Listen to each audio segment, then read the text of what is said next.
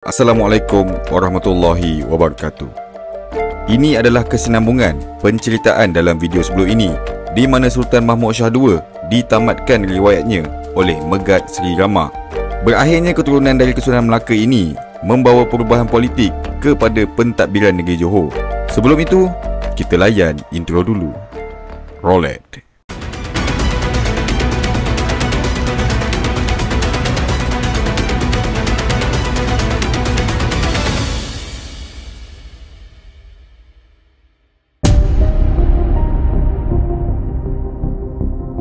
Saya menghimpunkan ketiga-tiga nama ini kerana timeline mereka berhubung kait. Tun Abdul Jalil diangkat menjadi Sultan Johor pertama daripada dinasti bendahara, dan keturunannya inilah kini menjadi raja pemerintah bagi negeri Johor dan Pahang. Secara tidak langsung, Seri Paduka Baginda yang di-Pertuan Agong kita merupakan leluhur daripada Baginda. Baginda merupakan Bendahara Johor yang bergelar Bendahara Paduka Raja Tun Abdul Jalil Ibni Bendahara Seri Maharaja Tun Habib Abdul Majid. Tun Habib Abdul Majid adalah bapa 3 kesultanan. Beliau diketahui mempunyai 5 orang anak, iaitu Sultan Abdul Jalil Shah IV, Sultan Zainal Abidin iaitu Sultan Terengganu yang pertama, Tun Tipah, Tun Abdullah dan Tun Hasan. Baginda menjadi Bendahara Johor selama 2 tahun, iaitu pada tahun 1697 sehingga 1699. Pada tahun 1699, satu peristiwa berdarah dan penderhakaan besar telah berlaku, dan peristiwa ini secara langsung merubah suasana politik Johor. Kemagatan Sultan Mahmud Shah II telah memutuskan nasab keturunan Raja-Raja Melaka yang memerintah Johor kerana almarhum tidak meninggalkan seorang pun waris. Orang-orang besar Johor bermesyuarat dan bersepakat mengangkat Bendahara Tun Abdul Jalil sebagai Sultan Johor yang ke-10 dengan gelaran Sultan Abdul Jalil Riayat Shah IV Ibni Bendahara Tun Habib Abdul Majid. Ananda-ananda Baginda dilahirkan selepas itu dinaik taraf bergelar Tengku. Sultan Abdul Jalil Shah IV mempunyai 6 orang anak, iaitu Tun Abbas yang melahirkan generasi Temenggung dan Kesultanan Johor yang sekarang, Sultan Sulaiman yang melahirkan generasi Kesultanan Johor, Riau, Lingga dan Singapura, Tengku Kamariah yang berkahwin dengan Raja Kecil dan melahirkan keturunan Raja Siak, Tengku Fatimah yang berkahwin dengan Daeng Parani, Tengku Puan yang melahirkan generasi Yam Tuan dan Raja Abdul Rahman. Sultan Abdul Jalil IV digambarkan seorang yang tua, sederhana, teratur, kuat beribadat dan sering berdamping dengan alim ulama di istana. Baginda menjadikan kota Pancor iaitu Bukit Tukul sebagai pusat pemerintahannya. Pada tahun 1708, Sultan Abdul Jalil IV berpindah ke Riau dan menjadikannya pusat pemerintahan Kerajaan Johor. Pada tahun 1716 pula, Sultan Abdul Jalil IV berpindah ke Tanah Besar Johor dan bersemayam semula di Pancor. Sewaktu pemerintahan Sultan Abdul Jalil IV, keadaan agak kocak-kacir kerana pembesar-pembesar kerajaan bersikap tamak, khianat dan cemburu. Ini memberi peluang kepada Raja Kecil untuk menyerang Johor. Pada tahun 1717, muncul seorang putera raja dari Minangkabau yang bernama Raja Kecil telah mendakwa dirinya ialah anak anda almarhum Sultan Mahmud Shah II yang dikatakan mempunyai hubungan dengan ibundanya iaitu Cik Apong. Ketika zaman Sultan Mahmud Shah II, dikabarkan Cik Apong yang mempunyai hubungan dengan Sultan Mahmud Shah II telah melahirkan Raja Kecil. Dan oleh kerana pentadbiran ketika itu kacau bilau, ditambah pula perangai Sultan Mahmud Shah ketika itu, Cik Apong telah melahirkan Raja Kecil ke Pagar Ruyung. Raja Kecil bertindak untuk melanggar Johor demi menuntut tahtanya. Raja Kecil mendapat sokongan majoriti orang laut dan juga pembelotan beberapa orang besar Johor. Pada tahun 1718, Raja Kecil telah menyerang Pancor dan akhirnya pada 21 Mac 1718, Raja Kecil dapat menawan kota Pancor.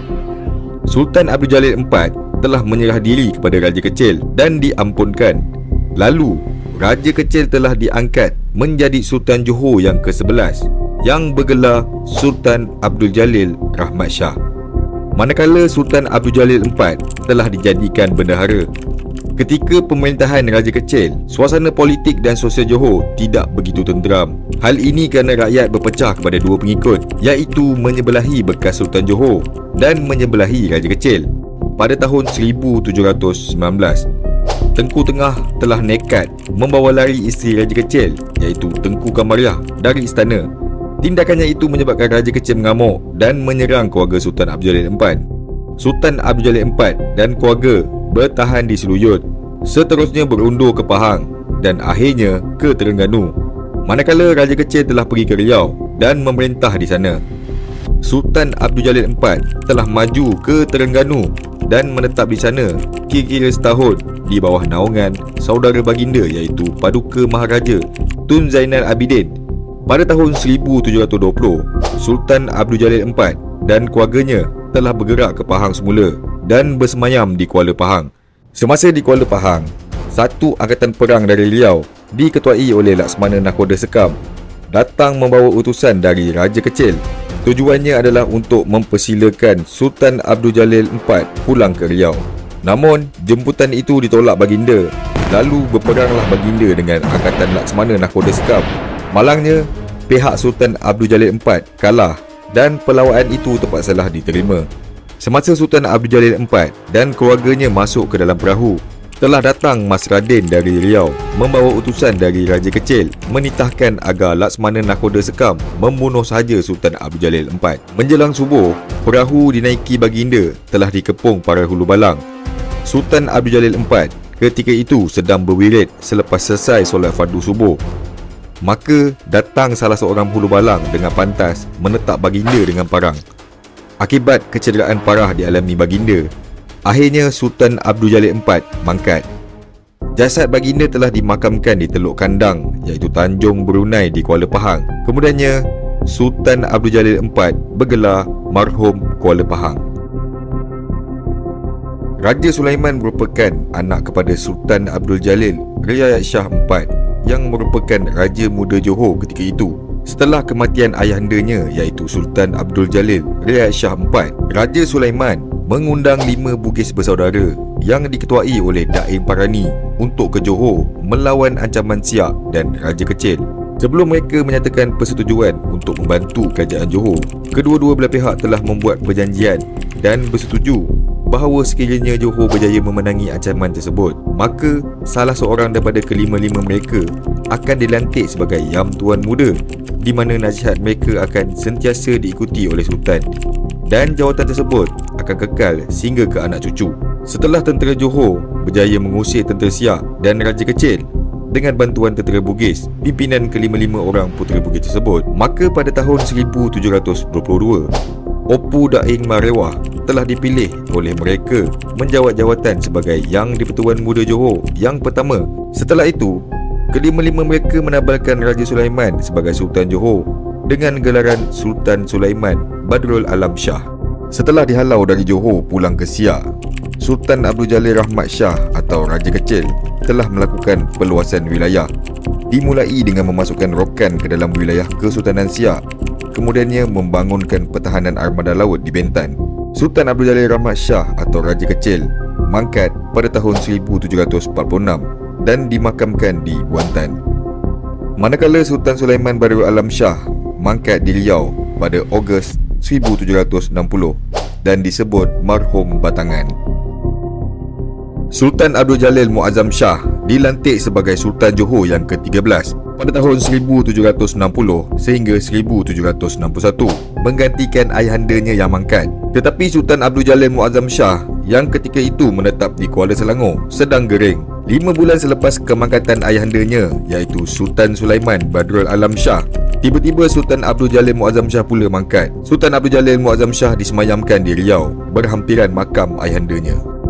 Sultan Abdul Jalil Muazzam Shah meninggalkan 2 orang putera dan kemudiannya kedua-duanya menjadi Sultan Johor. Sultan Ahmad Riayat Shah merupakan Sultan Johor yang ke-14, dilantik pada tahun 1761 bagi menggantikan ayahandanya. Ketika itu, beliau baru berusia 9 tahun. Kuasa pemerintahannya dipegang oleh Yang di-Pertuan Muda Daing Kemboja. Sultan Ahmad Riayat Shah bersemayam di Kampung Bulang, Riau.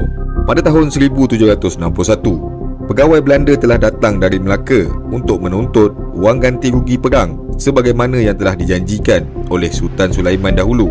Yang di-Pertuan Muda Daeng Kemboja sanggup membayar ganti rugi tersebut, dan ini mengukuhkan lagi kuasa yang di-Pertuan Muda Daeng Kemboja.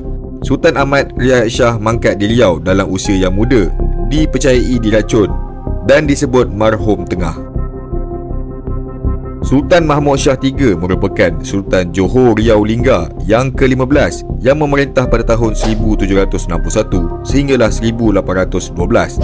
Menurut sejarah, Raja Mahmud masih berusia setahun ketika dinobatkan sebagai Sultan, menggantikan Sultan Ahmad Riyad Shah iaitu marhum tengah, iaitu saudara kandungnya yang mangkat pada tahun 1761. Oleh kerana baginda masih bayi, maka pemerintahannya dipangku oleh Yang Tuan Muda Daeng Kemboja pada tahun 1784. Ketika penyerangan Bugis terhadap Belanda di Melaka, usia Sultan Mahmud III ketika itu baru mencapai 23 tahun dan ingin ikut berperang bersama Raja Haji, tetapi dilarang oleh Raja Haji dan hanya diarahkan menunggu di Muar. Raja Haji sangat mengambil berat tentang baginda. Bahkan dalam kemuncak perang di Teluk Ketapang, Raja Haji sempat berpesan, "Selamatkan Mahmud, pulangkan ke Riau.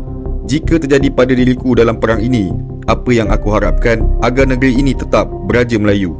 Setelah Raja Haji gugur di Teluk Ketapang, Sultan Mahmud Shah III kembali ke Riau. Dengan mangkatnya Raja Haji dalam perang di Teluk Ketapang, maka pihak Belanda telah menganggap Riau telah kalah. Pada bulan Ogos 1784, dua buah kapal perang Belanda telah datang ke Riau dan memberi amaran kepada Sultan Mahmud III agar menyerah. Namun Sultan Mahmud III dan Raja Ali enggan menyerah sehingga kedua-dua kapal perang Belanda itu pulang semula ke Melaka. Terdapat banyak siri peperangan yang berlaku antara Johor dan Belanda dalam cubaan Belanda ingin menguasai Johor Riau, sehinggalah satu perjanjian termeterai pada tahun 1784. Pergolakan politik yang hebat berlaku yang melibatkan pihak Belanda dalam satu pertempuran antara Belanda dengan Angkatan Lanon dari Tempaso. Sultan Mahmud pura-pura membantu Belanda, tetapi meriam yang digunakan untuk menyerang Lanon itu tidak berpeluru. Akhirnya Belanda menyerah kalah di Tanjung Pinang dan terpaksa meninggalkan Tanjung Pinang tanpa membawa satu barang pun kembali ke Melaka. Oleh kerana kuatir Belanda datang semula untuk menyerang balas, maka Sultan Mahmud beserta pembesar-pembesar baginda berangkat meninggalkan Riau iaitu Tanjung Pinang menuju Pulau Lingga iaitu Daik. Baginda menitahkan agar pusat pemerintahan baru dibangunkan di tempat baru ini. Sultan Mahmud membuka Lingga dan menjadikannya pusat pemerintahan Riau Johor Lingga Pahang.